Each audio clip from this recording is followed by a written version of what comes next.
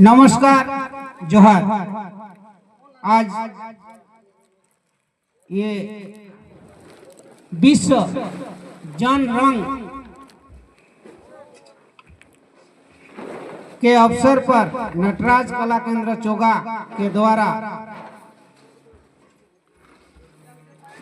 ये कार्यक्रम प्रस्तुत की जा रही है और ये आज का विषय है पंचम वेद के नाटकीय कथा। हम सभी जानते हैं कि हमारे हिंदू शास्त्रों के अनुसार 4 वेद होते हैं, लेकिन ये पंचम वेद क्या है, इस विषय पर हम लोग इस नृत्य नाट्य के माध्यम से जानेंगे।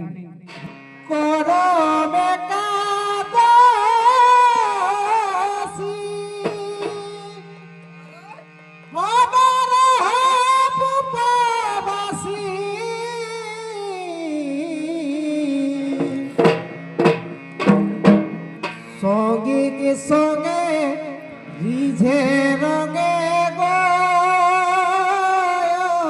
माय नाचो पाता जड़ी माय खेलब पाता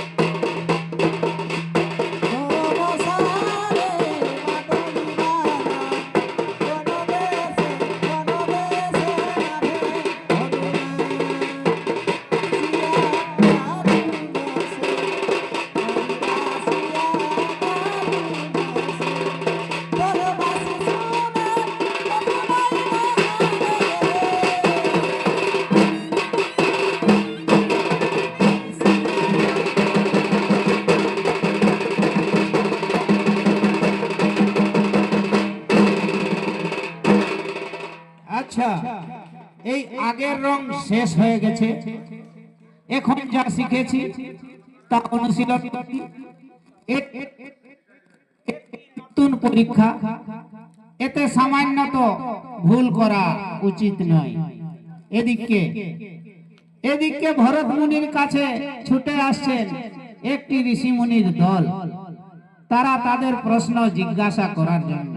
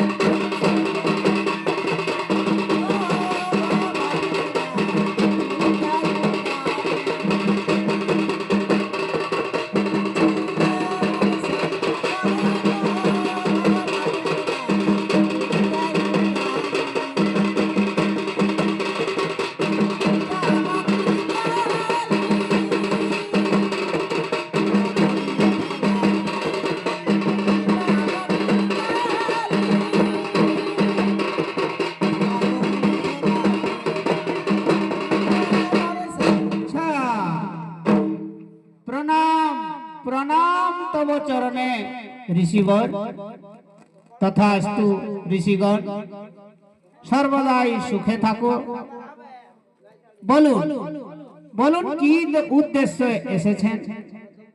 হে মুনিবর, হে মুনিবর, আপনি যখন থেকে নাট্যশাস্ত্র রচনা করতেন তখন থেকেই আমাদের নানা ধরনের প্রশ্ন উঠেছে।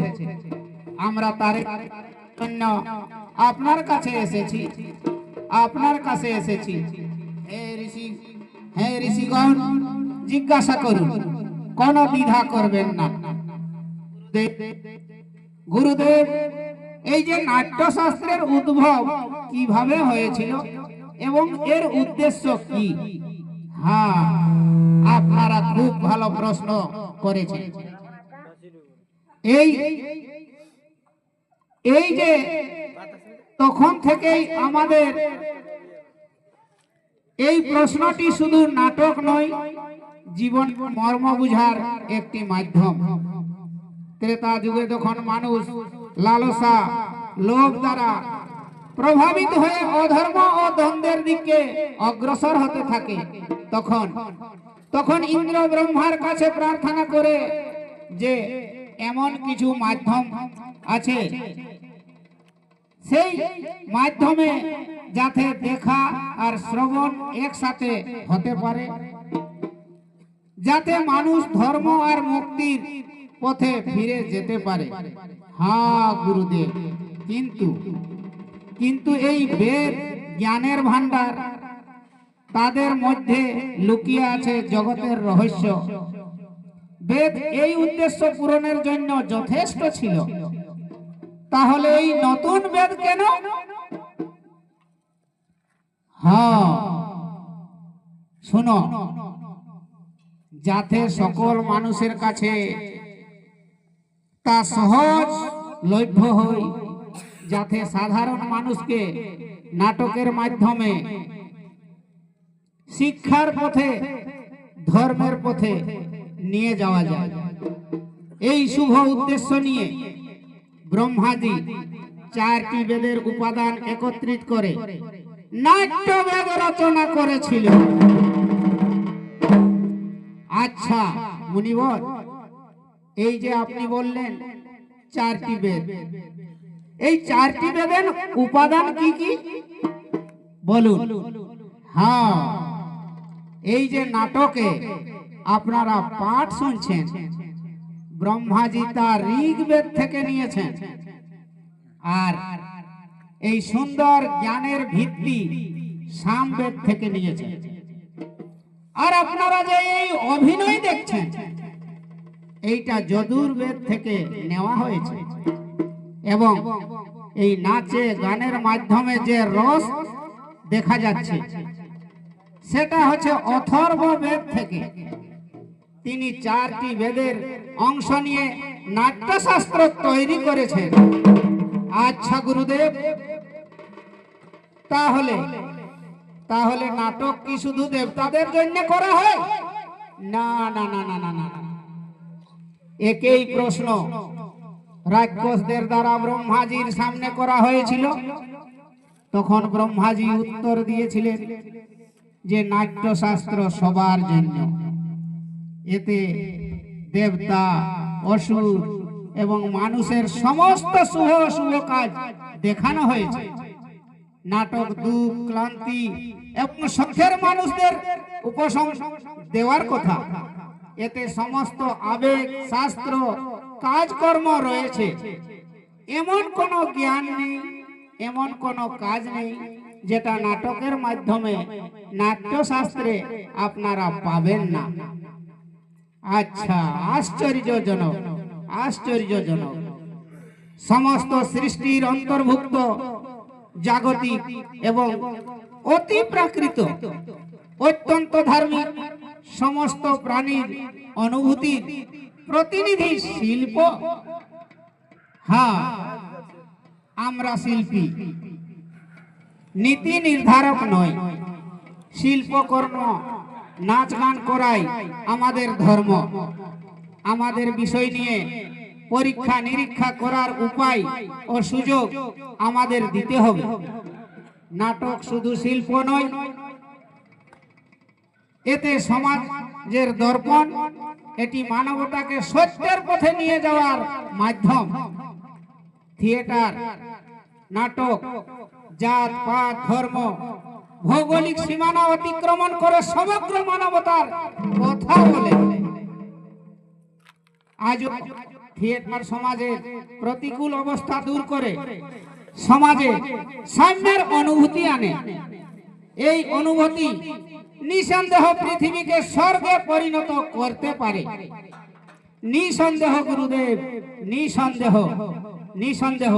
শিল্পবিহীন সমাজ পশুর সমাজ, শিল্পবিহীন সমাজ পশুর সমাজ। হ্যাঁ, এই আশা প্রত্যাশা নিয়ে যে আগামীকাল সমাজ আরো শিল্পীকে তাদের প্রাপ্য স্থান দেবে, আমি নাট্যশাস্ত্রকে পঞ্চম বেদ বলেছি, পঞ্চম বেদ বলেছি। হ্যাঁ গুরুদেব, পঞ্চম বেদ মানে সমস্ত বেদের জ্ঞান। হ্যাঁ ঋষিগণ, সেইটাই। এই যে আমার থিয়েটার শিল্পী পুত্ররা আপনাদেরকে স্বাগত জানাতে তাদের উপস্থাপনা প্রস্তুত করেছে এবং আপনাদের জন্য অপেক্ষা করছে। চলুন চলুন আমরা সেই নৃত্য নাট্যটি উপভোগ করি। তাই সবাইকে আমরা প্রার্থনা করি এই জাতির উন্নতি হোক এবং সকলের আশা পূরণ হোক। মহাবিশ্ব সর্বদা আনন্দে জগতে নিখুঁত হোক, পৃথিবী সর্বদা প্রথমে আসুক এবং উপরে পরিষ্কার আকাশ হোক। সর্বদা ভদ্র এবং নির্ভীক হও, দুষ্টের সদা বিনাশ হোক, দুষ্টের সদা বিনাশ হোক। পানিয়ারে